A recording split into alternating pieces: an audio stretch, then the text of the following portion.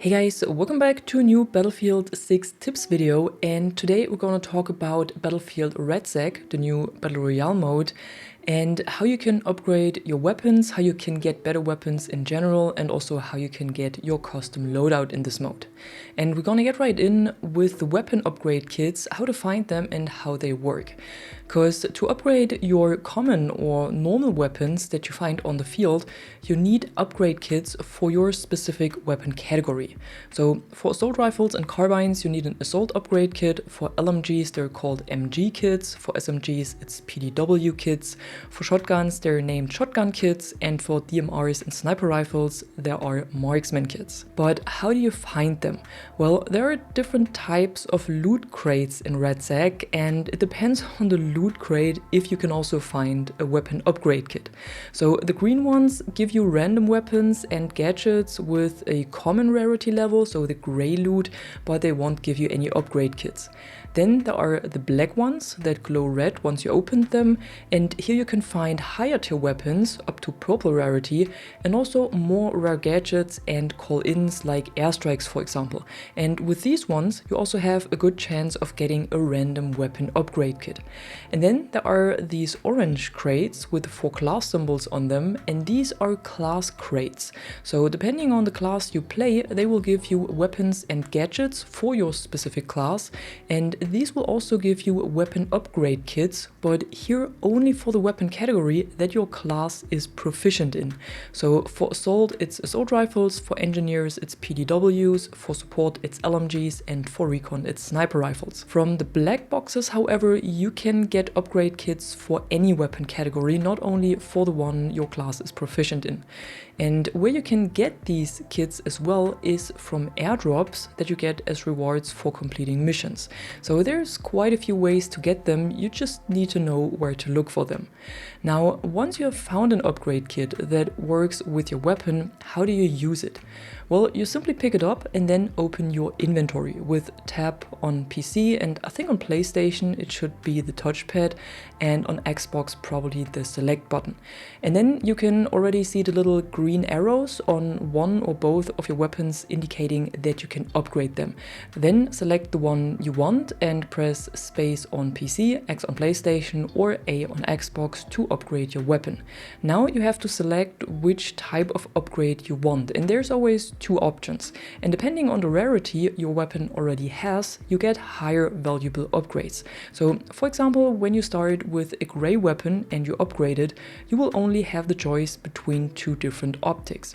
When you upgrade a green or a blue weapon, the upgrade will give you more attachments like muzzle attachments or a grip that will have more effects on your weapon's handling, and you can always see what kind of advantage or even disadvantage will be added to your weapon with which upgrade.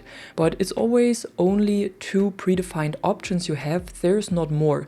And there's also no way you could select attachments for yourself like you can do in Apex Legends, for example. So you will not find single attachments on the map that you can simply pick up and then attach to your weapon. You have to work with these upgrade kits that give you kind of predefined paths.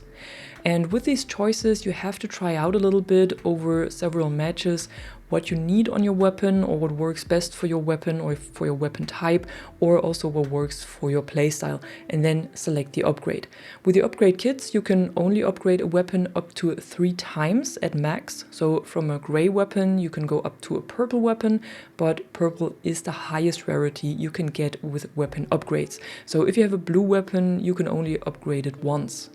But there are also 2 more rarities that you can get as well, but these cannot simply be get by upgrading. So there is a gold rarity, but these weapons cannot simply be found randomly on the map, and for these you have to complete missions. And then you can get them as rewards from the airdrops that I had mentioned before. In the mission briefing, however, before you accept the mission, you can already see what kind of loot you can expect and if there will be a golden or a purple weapon coming down or not. So if the loot is not what you had expected or what you need in the current match, then you might not want to accept this mission.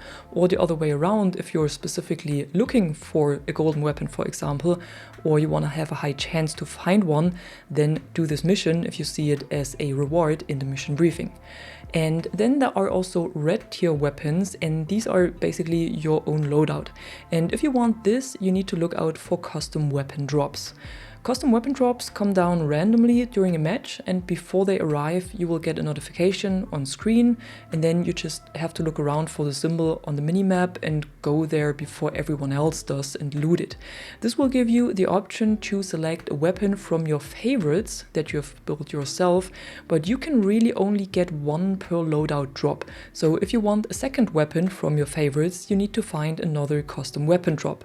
And they're also always random, so you cannot buy them and then call them in yourself like you can do in Warzone. But for this, it's important that you have some own weapon loadouts saved as favorites. Otherwise, you will have nothing to get from these drops, or you only get the default favorites, which are not really helpful. So before you get into your next match of RedSec, be sure to create some own weapon setups for the most important categories and then put them in favorites so you have access to them during a match. And lastly, what's also important in RedSec is your class's weapons proficiency, because every class has benefits with a specific weapon category. So for the assault class, these are assault rifles, and this will grant you faster draw time, so you can switch between weapons faster, and also a faster sprint to fire speed with this weapon category.